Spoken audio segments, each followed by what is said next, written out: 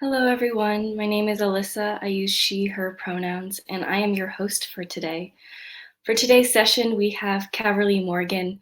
Caverly Morgan is the founder of Presence Collective, a community of diverse teachers and practitioners from diverse wisdom traditions and backgrounds, all dedicated to personal liberation, collective liberation, and social justice. She's also the founder of Peace in Schools, a nonprofit that founded the nation's first for-credit mindfulness course in public high schools. She's going to be leading us through a guided meditation, about 30 minutes, and then if there's time at the end, there will be a Q&A. At that time, if you have a question, you can use the chat box to request to come on screen, or you can use the Ask a Question button below. Before I bring Caverly on screen, I have a few announcements. First, thank you to Sangha Live for being the host and the platform that we use. Sangha Live is run through donations from all of you to support the tech, the teachers, the platform, everything. So if you have the means, you can use the green button below to offer donation and dana at this time. Some announcements on behalf of Presence Collective. First, Caverly does a Wednesday night meditation group every single Wednesday. We've moved it to online because of this pandemic, and we're continuing to do it online indefinitely. So if you would like to join, that is 7 to 8:30 p.m. PST, donation-based, no one turned away due to lack of funds. And that is Wednesday, so that's tonight. Also on Tuesday, July 7th, Caverly is going to be teaching through IMCC, which is the Insight Meditation Community of Charlottesville, but it's online, so it's open to all. And she's going to be doing a talk there. Caverly also released a children's book. It's called A Kid's Book About Mindfulness. It's with a publishing company that created children's books about different things that are difficult to talk to your children about. And it's available for pre-order now. Through Presence Collective, we are hosting Thursday webinars every Thursday, 2 p.m. PST. And this week is going to be Michelle Cassandra Johnson. Her topic is practicing in the present moment. These are also donation-based, no one turned away due to lack of funds. Last but not least, I have a huge announcement regarding our retreat. We were going to do a summer retreat. We always do one every year. And this year, because of the pandemic, we had to move this to online. It was going to be a 4 full-day retreat, and we adapted it to make it accessible for people online. Recently, the teachers met up and decided to kind of do something really different. Instead of this retreat, they thought, what do we want to be putting forth in this present climate, in this climate of the pandemic, in this climate of, this huge movement around people really wanting to learn about racial equity. And so as 4 white identified teachers, they decided to put forth a day-long retreat that addresses whiteness in a way that addresses love and how can white people do the work on their end. So I will be including the links of everything in the chat box. Now I bring Caverly on screen. Alyssa, thank you so much. Thank you for being here. I really appreciate, good morning, good evening, good afternoon. I really appreciate the way that Alyssa just talked about that shift that we made. It's so accurate that we got quite clear that we wanted to do something that was more relevant, and that so often when coming to the Dharma, we're leaving behind what's happening on the relative plane of our experience. So my intention for this day-long retreat with my colleagues is to allow for integration. And as Alyssa said, like looking to see in this, if you've been showing up for these calls, you know that I'm quite passionate about this topic of how can we, through clear seeing, through practice, see through personal conditioning.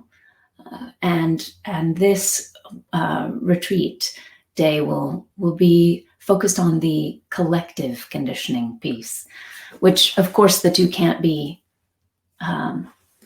fully teased apart. But again, often the collective piece is left out as we come to the Dharma.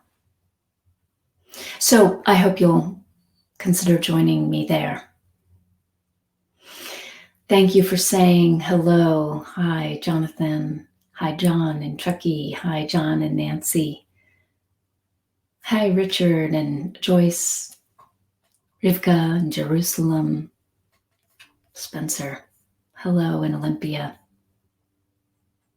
Friends, I continue to feel blessed that we gather in this way each day. And I wanted to let you know that I've been in conversation with Sangha Live, and they would be open to continuing in July. We've gotten some feedback that folks would appreciate continuing with the meditations, the daily practice, the daily gathering. And I would enjoy that very much as well. So there is 1 week where I'll be away, and I'm looking into finding subs for that week. I'll be finding subs that I feel really great about in terms of offering fresh perspective. And hopefully you all, I haven't had a chance to have an exchange with any of you who were on the Juneteenth call with Dr. Sarah King. I did see on the sidebar that some folks acknowledged that they really appreciated her session. I sure did. So hopefully there will be more of such richness mid-July, but I would like to commit to continuing in July. Sangha Live did acknowledge that it's right on the edge for them, whether it's financially feasible for them to continue with these meditations. So just a reminder that if you can spread the word, tell other friends about it, so we can not continue to tax the same community in our donation request. If we can grow these practices, this practice time together, wonderful. I am open this morning. Hopefully I'm open in a consistent way when I come to you all. And this morning, what I mean by that is I actually don't have a prepared poem, or we're not following a theme, for example, as we did yesterday. I like to do that from time to time so that I can take it as an opportunity to pause, in a sense. There have been many different threads that have been put forward recently, including the Juneteenth call. And I wanted to leave some open space for integration and for follow-up comment question. If we go straight into a theme, I recognize that someone on this call might feel like they can't, in a sense, backtrack and bring something up from another day. That, for the record, is always fine to do, but I would understand if someone hesitates around that. So for today's meditation, allow me to hear from you before we jump in. What's alive for you? What are you present to? What have you been working with in your practice? Allow me for a moment to hear a word or a phrase or a few phrases.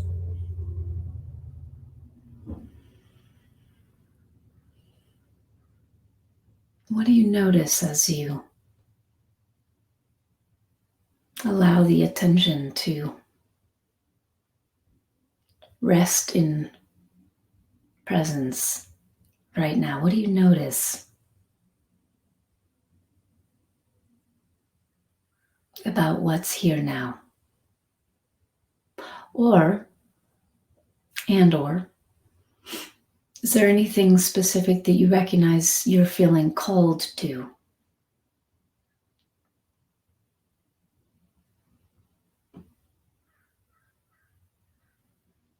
I appreciated it. I remember we were on here and someone put forward that they were looking for a breath practice that would ... and that shaped how the morning unfolded. If you're new, know that there's, of course, never a requirement to come on screen or even write in the sidebar. So if folks are just feeling still and quiet this morning, that's absolutely fine. We can move into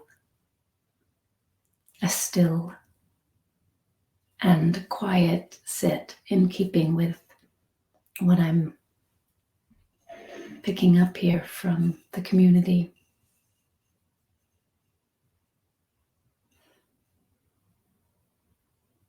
Again, thank you for being here.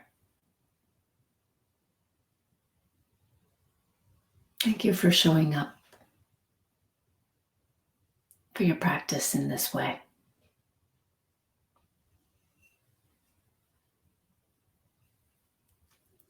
Let's sit.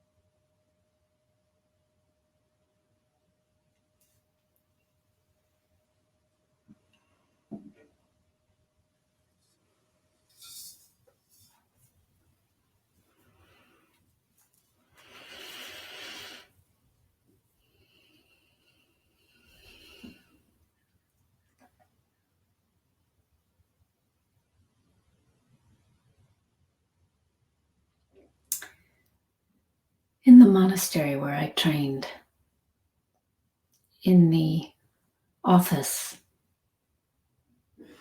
right above the phone, was a sign that read, "Before speaking, consider whether it's an improvement upon silence."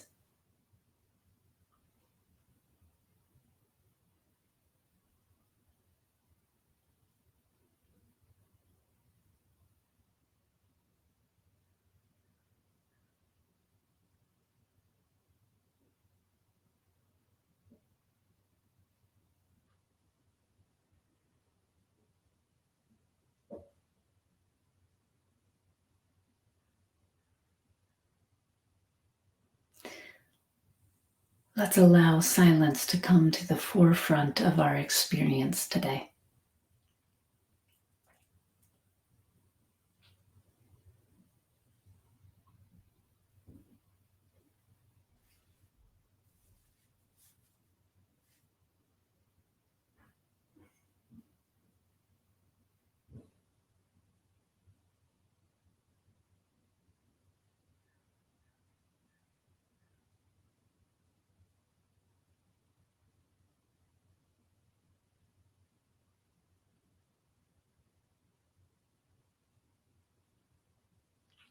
Silence is always there in the backdrop of our experience.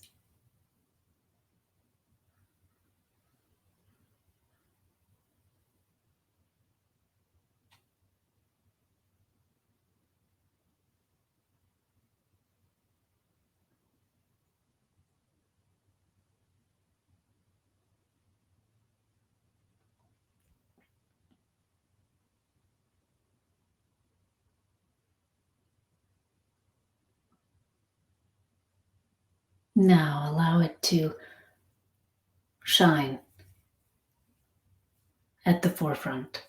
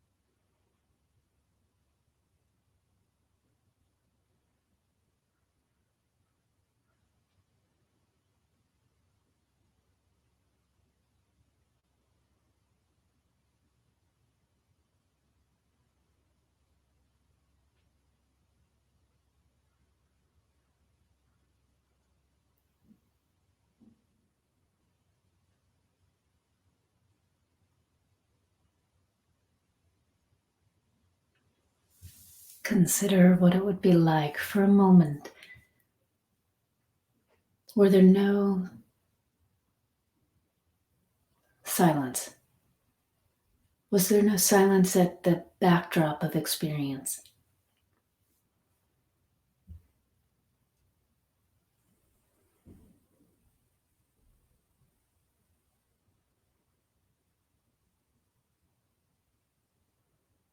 Even the most beautiful note of music, imagine it extending with no end, no resting back into silence. Would you still call it beautiful?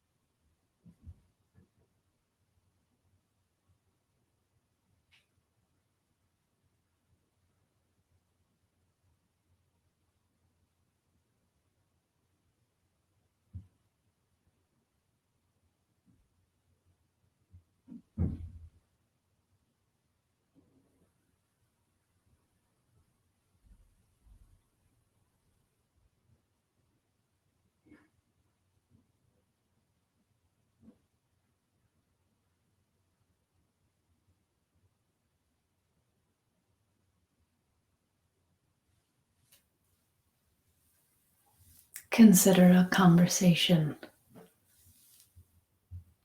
with someone you cherish deeply.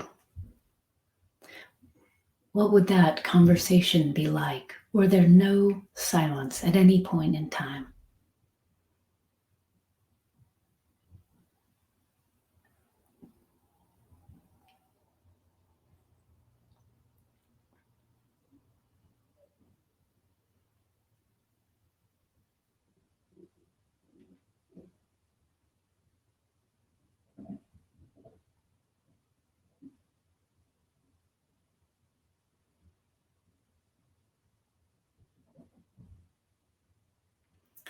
Many of us are conditioned to avoid silence, to fill the space with something, anything.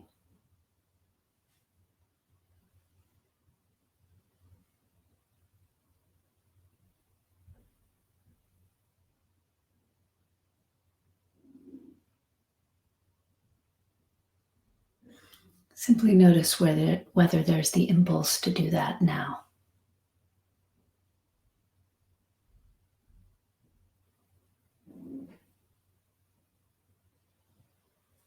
To come up with internal stories, narratives about what's to come, reviews of yesterday. Without judgment, simply notice whether the conditioned mind is filling the void, attempting to fill the void of silence.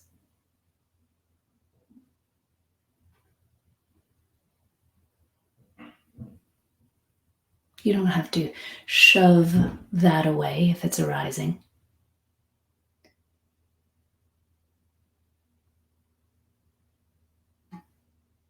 Sound is not the opposite of silence. Sound arises in silence, out of silence, in silence, moves through silence and dissolves back into silence.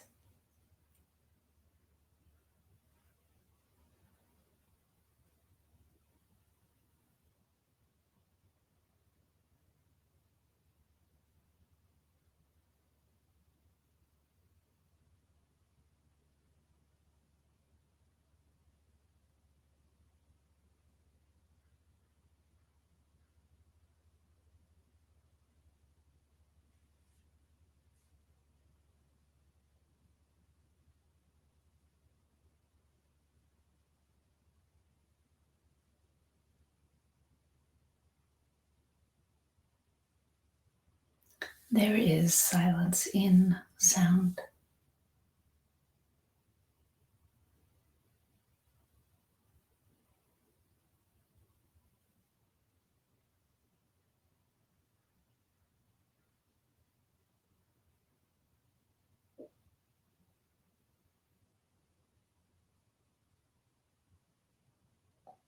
Hear that now.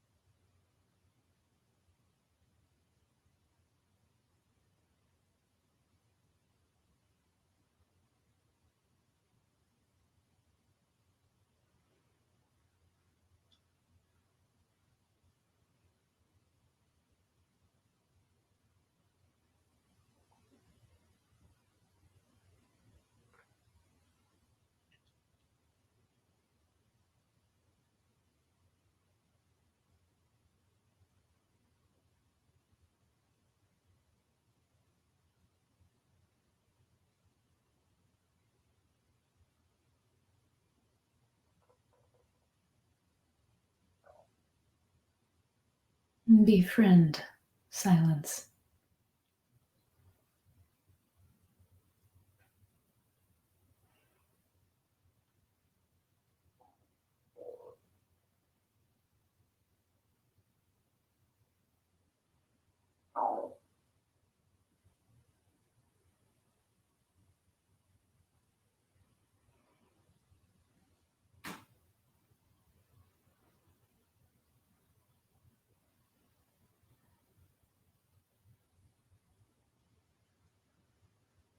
Notice how silence invites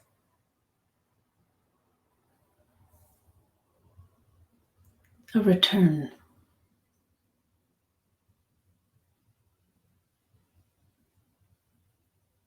Allow silence to invite a return.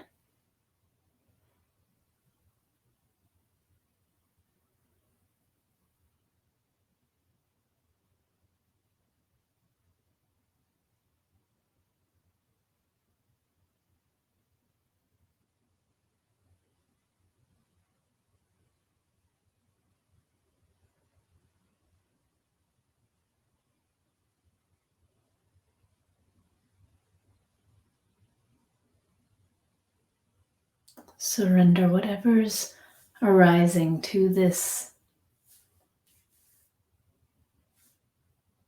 silence.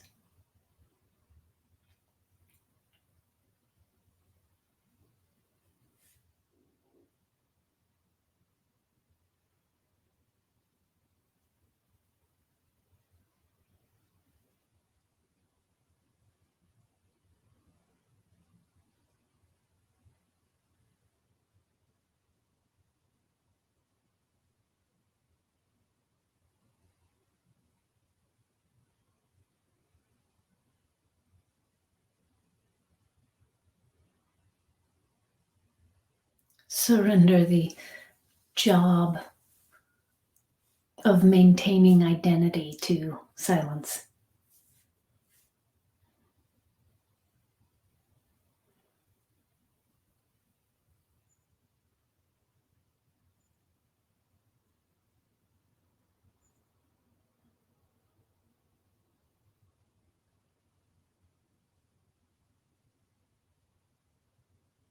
Offer your questions, your concerns, your worries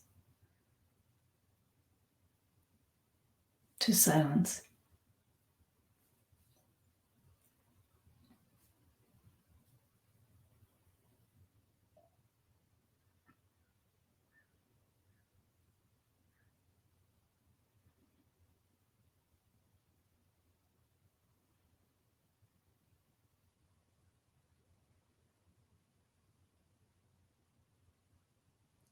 Take off the coat of your beliefs.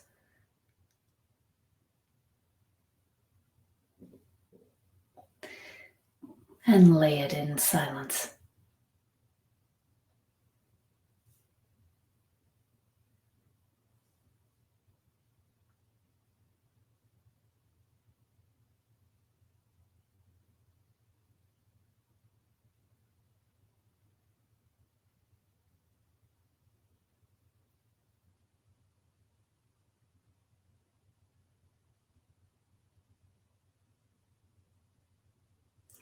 Remove the heavy shoes of your assumptions.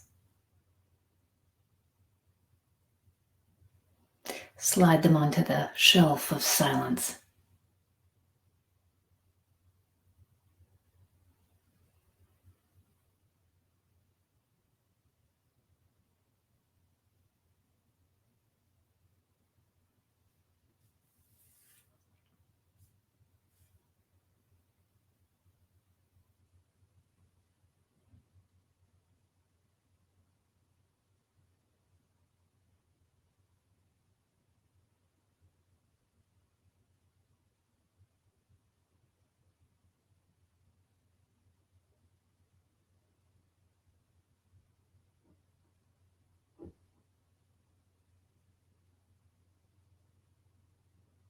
Allow your prejudices to be revealed in silence.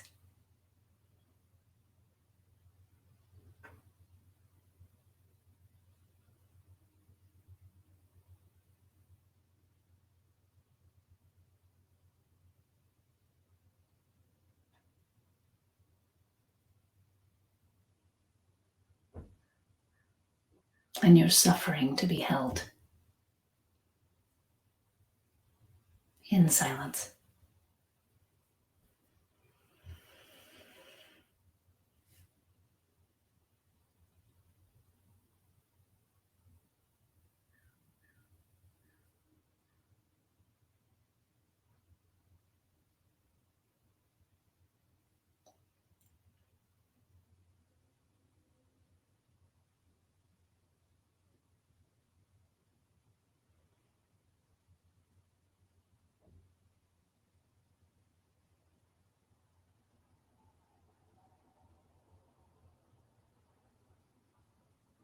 Lastly, allow your heart to be illuminated by silence.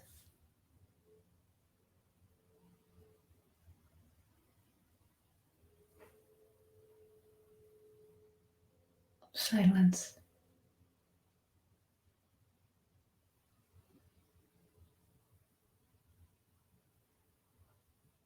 Silence.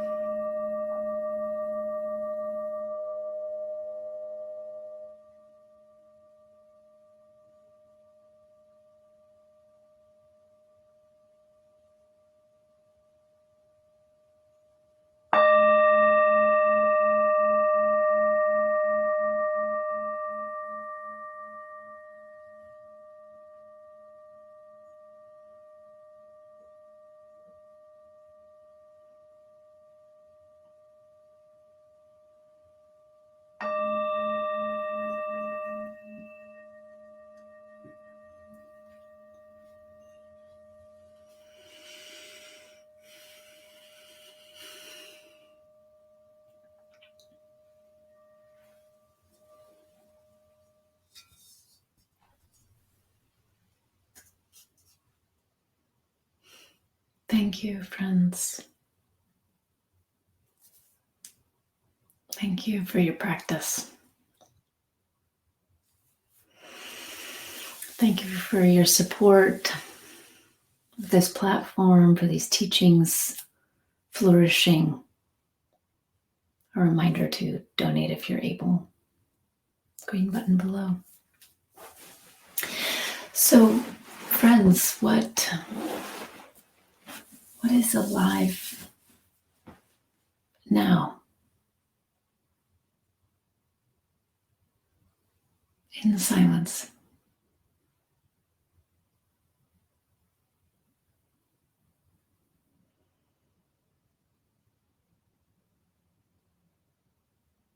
What's here now?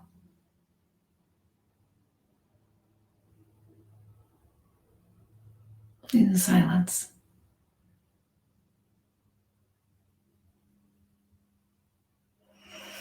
I'd love to have you come on screen for a chat if you'd like.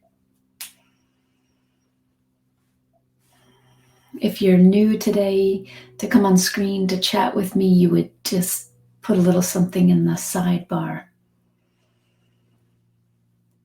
And Alyssa would bring you on. You could also write a question in the question box or just put a comment or question in the sidebar. What's alive now? In the silence.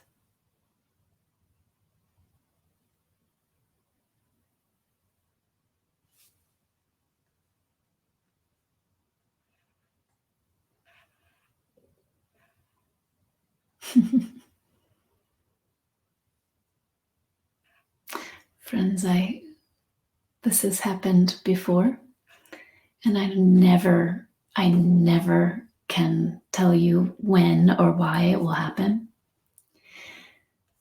But usually Crowdcast scrolls my sidebar up every time there's a new comment.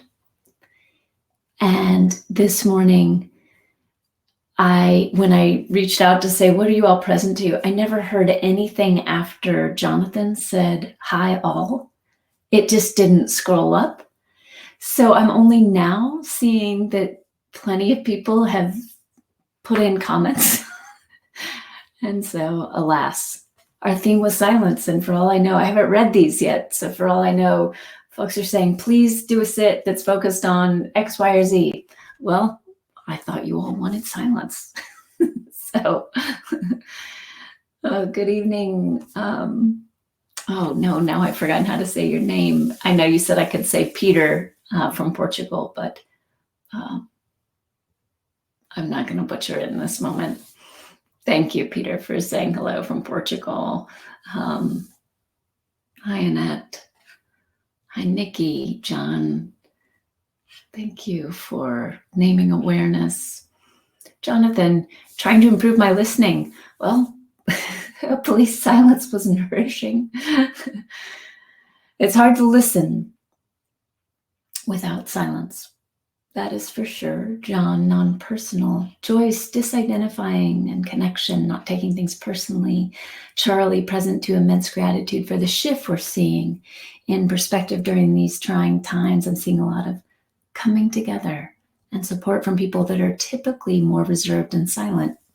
Yeah, really important, Charlie, to name the difference between the backdrop of our experience being silence, the silence of the heart, and the silence of, I'm afraid to speak up. Those are two different silences. So thank you. What's it like for our action in the world, for example, to be coming from a type of stillness and silence? Our voice to come from a type of stillness in silence. Thank you. John, yet also personal. Yes, not personal and also personal. Yes, John. Erica, meeting what is and connecting with spaciousness and mystery. I love that. Spaciousness and mystery. I go back to our I don't know last two sessions with that.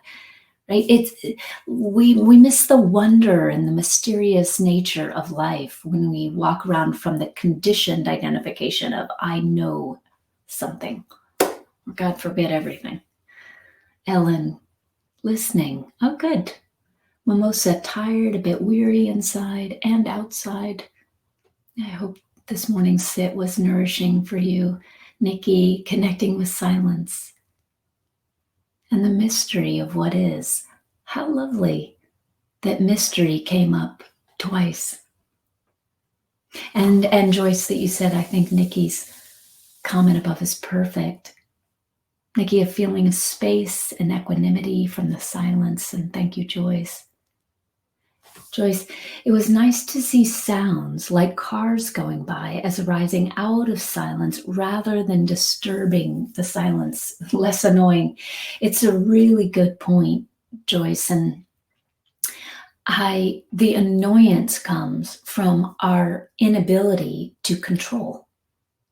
That's the real annoyance. We confuse that the annoyance is about the sound or the thing that we don't want, quote unquote. But the annoyance is usually arising for us on behalf of the conditioned mind. And it's as though the conditioned mind is saying, I'm annoyed that I can't control life. The ego is forever grasping for control. So when we come to our cushion, we attempt to control in the same way that before spiritual practice, the ego simply moved through life attempting to control external content and internal experience. So most of us go from, I see that it doesn't work for my ego to try to control all this external content. So now I'm going to start a spiritual practice. I'm going to try to end suffering because there's a lot of suffering in that. So now I'm going to come to this cushion. I'm going to focus on ending suffering. But what happens is the same process of control gets internalized.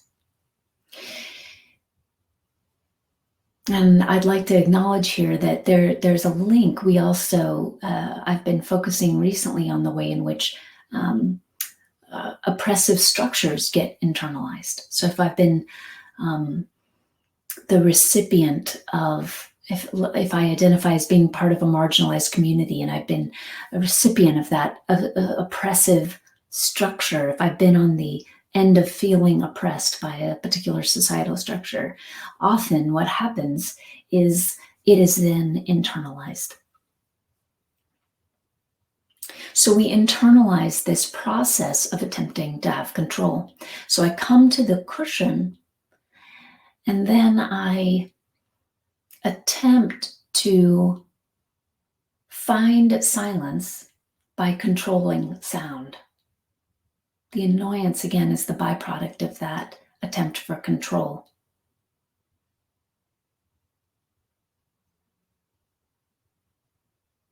And the suffering there, it is linked to our habit of seeing those two things, sound and silence, as dualistic. What happens, as you're pointing to, Joyce, when we can recognize the way in which silence is always there, even when it's not something we're perceiving in a given moment? Thank you for writing that in. All right, friends, now that my sidebar seems to be scrolling, so helpful, please feel free to tell me anything else you'd like to say about your experience this morning or what you're present to, or again, feel free to come on screen if you'd like to discuss practice. Richard, a great classical composer, made the point that it was the silence between the notes that were critical to the greatness of the score. Absolutely. Yeah, again, how beautiful would even the most beautiful notes of music be?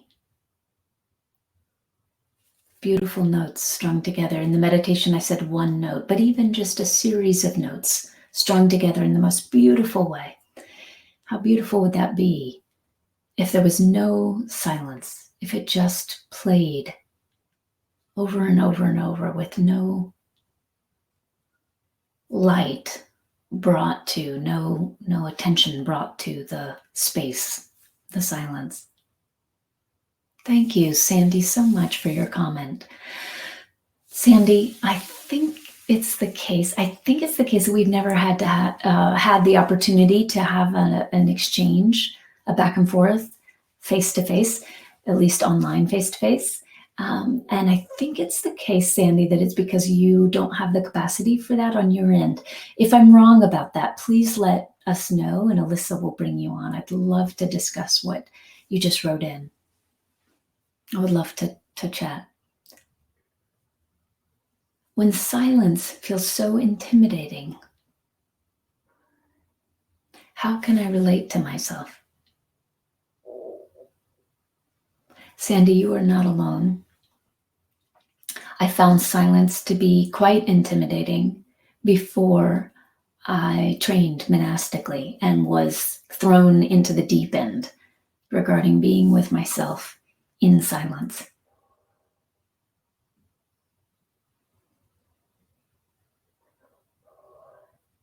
Yet there was something that called me deeply. I knew that I wanted to explore the nature of that resistance. What was the resistance to silence all about? So I would ask you to start, Sandy, with a compassionate heart, the heart of non-judgment, look to see, what is this intimidation about? What's intimidating about silence? Again, I wish we were having an exchange because I'd really like to hear that answer. And if you can't come on screen, perhaps the computer typing is in real time enough for you to just state what's intimidating about silence.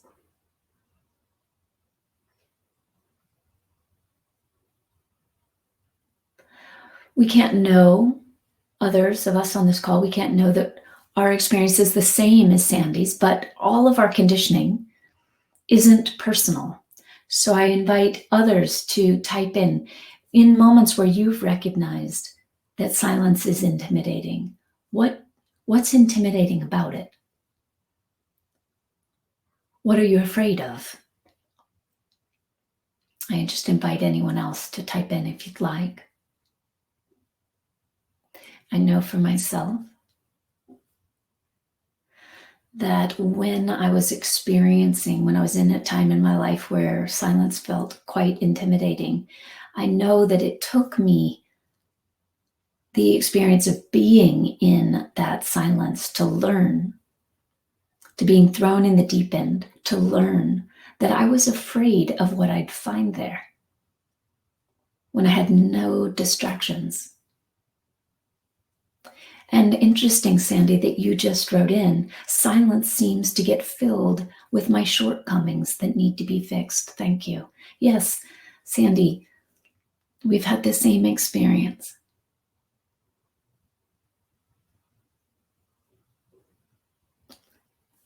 In this moment, I hope that you might be able to touch the quiet heartbreak that comes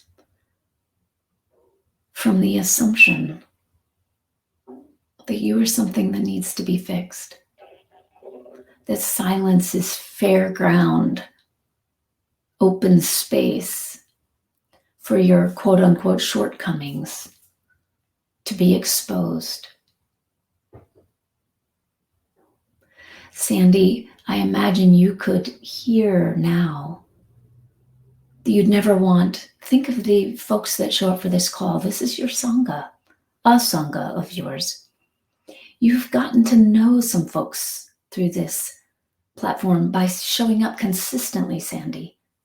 And as you've shown up consistently, you've gotten to get a feel for Nikki and Mimosa and Ellen and John and Erica and Charlie, and the other John and Jonathan.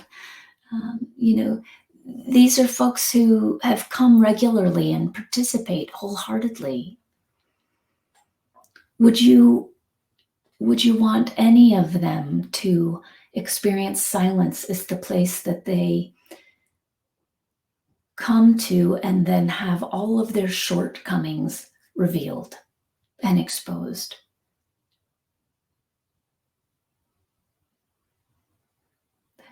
You say, Sandy, silence can become a burden rather than freedom. Absolutely. If I come to the cushion, experience silence, and all I'm experiencing is this long list of my shortcomings, it's a deep burden.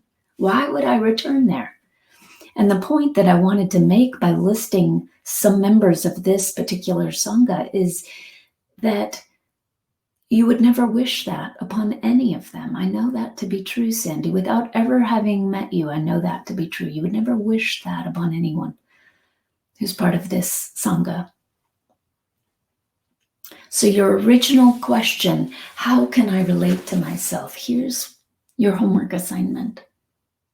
Clarify from the heart of non-judgment what is intimidating about silence. Be specific. Go into what are these shortcomings that come forward in the silence? What is it that what is this perception of needing to be fixed? What is that all about? Explore that, flesh it out. And then in asking, how can I relate to myself? Notice what part of me is subjected to this list of shortcomings. What part of me gets beaten up? How can I relate to myself? With love, compassion, and kindness, because what you, Sandy, are relating to is the part of you that's been brutalized in these open spaces. And I want to acknowledge that part of you is getting beaten up, whether it's silent or not. You're just noticing it in the silence. So don't avoid the silence. As long as you are in an experience in which you feel that you can stay with it and see what's there. Right? It is important to be, to have trauma in our awareness. For some people, staying in silence is too traumatic of an experience, and then there might be other practice entry points rather than sitting and being in silence. But if that's not the place that you are, Sandy, and I can't know without an exchange, you'll have to keep an eye on that. You'll have to keep an eye on whether, we're at our time, so we can't unpack too many details around that, but the short version, given our time, would be you'll have to unpack whether in the silence you are able to find the part of you that's being brutalized. Again, in the silent moments and in the busy moments of your life. It's just in the busy moments you're distracted and you don't see it. If you can sit in the silence, and Sandy, I trust that you likely can because you show up for these calls on a very regular basis, for which I'm grateful. So if this practice of being in community together in silence and for these sits in this way has worked for you in terms of you finding some refuge, continue to practice with it.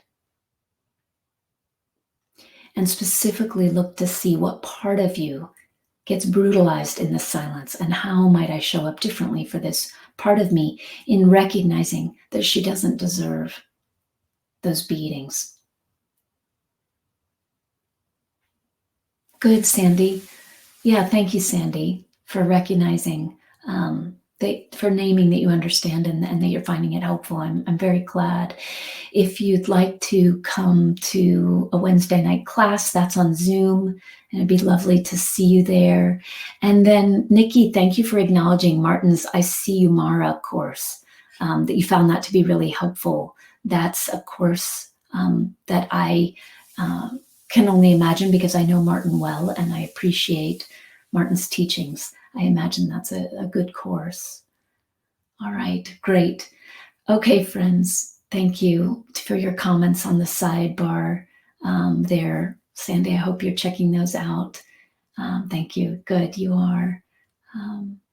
And then, Nikki, thanks for acknowledging the process teachings. They might be supportive, Sandy. If those were sessions you weren't able to attend, do check those out. That was at the end of May. Friends, thank you for being here. I look forward to being with you again tomorrow.